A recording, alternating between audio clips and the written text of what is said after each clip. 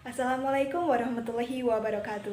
Perkenalkan, nama saya Miladia Ulufanur dari kelas 12 MIPA 8, nomor absen 16. Di sini saya akan menjelaskan materi sejarah Indonesia tentang kemajuan iptek di bidang pertanian. Yang pertama adalah pelaksanaan revolusi hijau di Indonesia. Sebelumnya ada yang tahu apa itu revolusi hijau?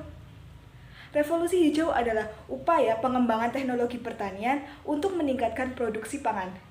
Gagasan tersebut dicetuskan oleh Thomas Robert Malthus. Menurut Thomas, revolusi hijau terjadi karena jumlah penduduk di dunia yang semakin meningkat, tetapi tidak diiringi oleh peningkatan jumlah produksi pangan. Revolusi hijau di Indonesia dilaksanakan pada masa Orde Baru. Pada masa pemerintahan ini menerapkan program tersebut dengan tujuan meningkatkan hasil pertanian.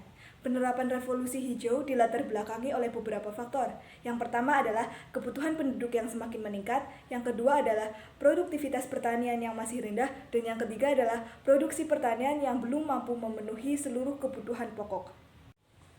Berikut ini adalah penjelasan-penjelasan mengenai metode-metode pada masa revolusi hijau. Yang pertama adalah diversifikasi pertanian. Diversifikasi pertanian merupakan usaha penganekaragaman jenis usaha atau tanaman pertanian guna menghindari ketergantungan pada salah satu hasil pertanian. Pada metode ini dilakukan oleh dua cara. Yang pertama adalah memperbanyak jenis kegiatan pertanian.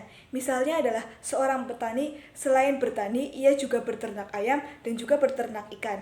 Yang kedua adalah memperbanyak jenis tanaman pada satu lahan. Misalnya adalah dalam satu lahan, petani tidak hanya menanam padi, tetapi juga menanam jagung. Yang kedua adalah intensifikasi pertanian. Intensifikasi pertanian merupakan pengolahan lahan pertanian yang ada dengan sebaik-baiknya untuk meningkatkan hasil pertanian dengan menggunakan berbagai sarana. Nah, metode intensifikasi pertanian ini biasanya dilakukan di daerah-daerah yang wilayah pertaniannya itu cukup sempit, seperti di Pulau Jawa atau di Pulau Bali. Yang ketiga adalah ekstensifikasi pertanian. Ekstensifikasi pertanian merupakan suatu usaha untuk meningkatkan hasil pertanian dengan cara memperluas lahan. Perluasan lahan tersebut dapat dilakukan dengan cara membuka hutan, semak belukar, daerah di sekitar rawa-rawa, dan daerah pertanian yang masih belum dimanfaatkan.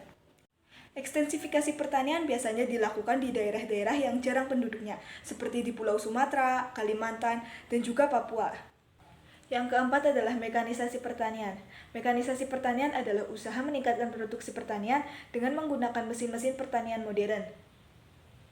Berbagai alat pertanian seperti cangkul, garu, loko, sabit, hingga niani merupakan contoh teknologi pertanian yang sederhana. Sejak berkembangnya mesin-mesin pertanian, teknologi pertanian sederhana mulai ditinggalkan karena mereka berpikir teknologi tersebut sudah tidak produktif lagi. Sementara itu, orang-orang lebih memilih menggunakan hand tractor, thresher, hingga mesin penggilingan padi yang semakin marak digunakan masyarakat zaman sekarang karena dianggap lebih produktif.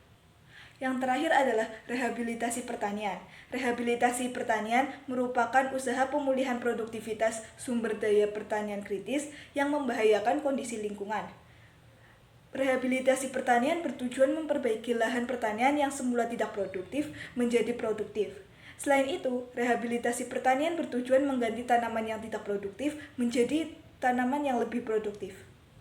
Sekian materi yang dapat saya sampaikan, kurang dan lebihnya mohon maaf. Wabillahi taufiq wal hidayah. Wassalamualaikum warahmatullahi wabarakatuh.